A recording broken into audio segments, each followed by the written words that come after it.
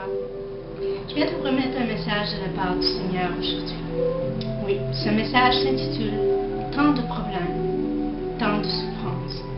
Et oui, pourquoi tant de maladies, d'infirmités, de douleurs, de problèmes de tout genre, de catastrophes, même au milieu du peuple de notre Dieu?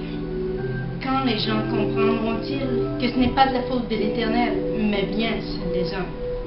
Les hommes s'ignorent entre eux, et les enfants de notre Dieu s'ignorent aussi entre eux. Les hommes rejettent et critiquent les enfants de Dieu. Les enfants de Dieu font même envers eux et envers les hommes. Oui, bien des hommes ignorent et rejettent les créateurs. Ils ignorent aussi Jésus, malheureusement. Mais qu'en pense l'Éternel? Je parle aux enfants de Dieu. Oui, maintenant, voilà la vérité.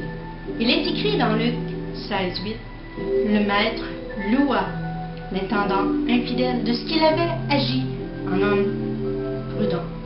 Car les enfants de ce siècle sont plus prudents à l'égard de leurs semblables que ne le sont les enfants de lumière. » C'est pas normal. On ne pense pas aller en montrer aux hommes de ce monde si on fait comme eux. Les hommes s'attirent la malédiction sans le savoir ni le comprendre. Il faut leur expliquer pourquoi tant de problèmes. Il est écrit dans 1 Corinthiens 11, 23, 32. « Car j'ai reçu du Seigneur ce que je vous ai enseigné. » C'est ce que le Seigneur Jésus, dans la nuit où il fut livré, il prit du pain. Et après avoir rendu grâce, le rompit et dit, « Ceci est mon corps, rompi pour vous. Faites ceci en mémoire de moi. » De même, après avoir soupé, il prit la coupe et dit, « Cette coupe est la nouvelle alliance. En mon sang, faites ceci en mémoire de moi. » Et oui, toutes les fois que vous en boirez, car toutes les fois que vous mangerez ce pain, que vous beurrez de cette coupe, vous annoncez la mort du Seigneur Jésus, indignement. C'est pourquoi celui qui mangera le pain ou boira la coupe du Seigneur indignement sera coupable envers le corps et le sang du Seigneur. Que chacun donc s'éprouve soi-même, et qu'ainsi il mange du pain et boive de la coupe. Car celui qui mange et boit sans discerner le corps du Seigneur, mange et boit un jugement contre lui-même. C'est pour ça qu'il y a beaucoup d'infirmes et de malades, et qu'un grand nombre sont morts. Si nous nous jugions nous-mêmes, nous ne serions pas jugés. Mais quand nous sommes jugés, nous sommes châtiés par le Seigneur, afin que nous ne soyons pas condamnés avec le monde. Attention. C'est sûr que c'est un verset difficile. Je ne dis pas de cesser de prendre le repas du Seigneur, mais de le prendre dignement, non indignement. Dire que certains, lors des réunions, lorsqu'ils se rencontrent pour prendre le repas du Seigneur, ne font que critiquer eux-mêmes leur prochain. C'est pas évident. Analyser ce qu'il fait ou ce qu'il est, au lieu de recevoir et de partager l'amour. Ce message qui vous est donné, qui est écrit, ce n'est pas expliqué pour être ignoré des hommes, mais pour comprendre ce que l'Éternel désire et ordonne, et ce que Jésus a fait et exige de nous tous. Dire que Jésus a été clair, il a partagé avec nous ce qu'il était, son corps. Il veut que nous partagions aussi ce qu'il est et ce qu'il accomplissait en ce monde. L'amour, la paix, la joie, la bonté, la patience, etc. Laissez-moi vous lire ce qui est écrit concernant le fruit de l'amour et les œuvres de la chair dans Galates 5, 14, 26. Car toute la loi est accomplie dans une seule parole, dans celle-ci, tu aimeras ton prochain comme toi-même. Mais si vous vous mordez et vous dévorez les uns les autres, prenez garde que vous ne soyez détruits les uns par les autres. Je dis donc marchez selon l'esprit, et vous n'accomplirez pas les désirs de la chair. Car la chair a des désirs contraires à ceux de l'esprit. Et l'esprit a de contraires à ceux de la chair. Ils sont opposés entre eux, afin que vous ne fassiez point ce que vous voudriez. Si vous êtes conduits par l'esprit, vous n'êtes point sous la loi. Or les œuvres de la chair sont manifestes. Ce sont l'impudicité, l'impureté, la dissolution, l'idolâtrie, la magie, les inimitiés, les querelles, les jalousies, les animosités, les disputes et les divisions, les sectes, l'envie, l'ivrognerie, les acceptables et les choses semblables. Je vous dis d'avance, comme je l'ai déjà dit, que ceux qui commettent de telles choses n'hériteront point le royaume de Dieu. Mais le fruit de l'esprit, c'est l'amour, la joie, la paix, la patience, la bonté, la bénignité, la fidélité, la douceur, la tempérance.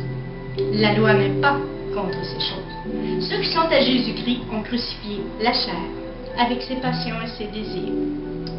Si nous vivons par l'Esprit, marchons selon l'Esprit.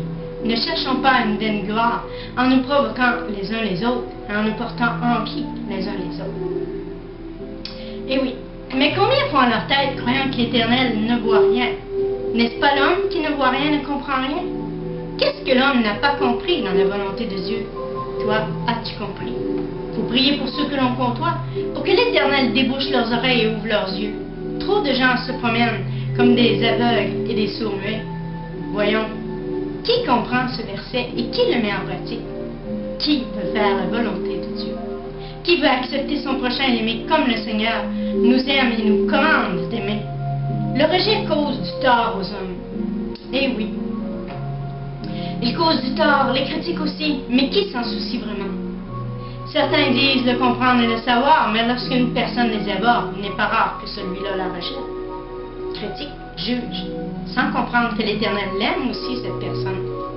Et combien osent dire que d'un tel ou un tel, ce qu'il vit, ça vient du diable? Faut vraiment être sans gêne, vraiment bien culotté pour oser dire ceci d'une personne sans la connaître. Faut vite réaliser que si les hommes ne reconnaissent pas ceux qui appartiennent à l'Éternel Dieu et ne veulent pas de ceux qui veulent appartenir à l'Éternel, qu'ils ont un problème et se tirent de gros problèmes. La malédiction sur eux. Et oui. Donc, à qui la faute si tout va mal? Oui, dites-moi, à qui? Sûrement pas à l'Éternel. Lui, il nous aime, tandis que les hommes ne s'aiment pas.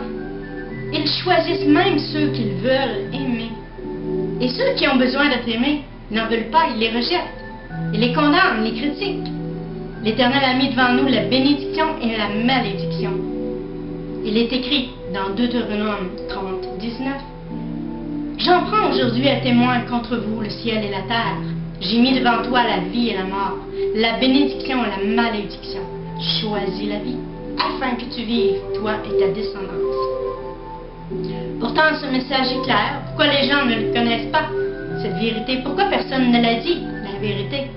À force de les protéger et de leur cacher la vérité, ils n'hériteront pas des promesses de Dieu, ni de son royaume. Certains sont en train de se perdre. D'autres ont besoin qu'on aille les chercher afin de leur dire la vérité. Mais qui le fera? Il est écrit aussi dans Jean 1,7. Mais si nous marchons dans la lumière, comme il est aussi dans la lumière, nous sommes en communion les uns les autres, et le sang de Jésus, son Fils, nous purifie de tout péché. Toi, as-tu de la misère à aimer? Approche-toi du Seigneur. Si tu connais quelqu'un qui a besoin d'être aimé, aime-le. Peu importe qui sera devant toi. Écoute bien ceci.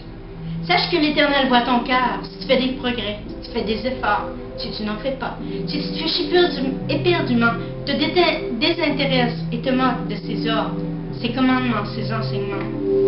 Pense à ce message.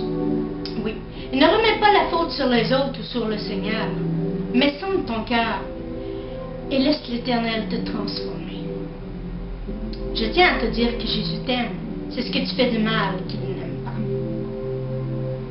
Tu peux sûrement corriger cela de toi-même avant que lui te corrige, n'est-ce pas? Mais le veux-tu? Pense-y lorsque tu regarderas ton prochain de travers, lorsque tu prendras le repas du Seigneur indignement, car lui, il ne l'oublie pas, il te voit. Je te laisse réfléchir à ce message. Prends garde à tes pensées et comment tu vis ta vie devant les autres, mais surtout devant ton Dieu. Je te dis, passe une belle semaine et que le Seigneur te bénisse.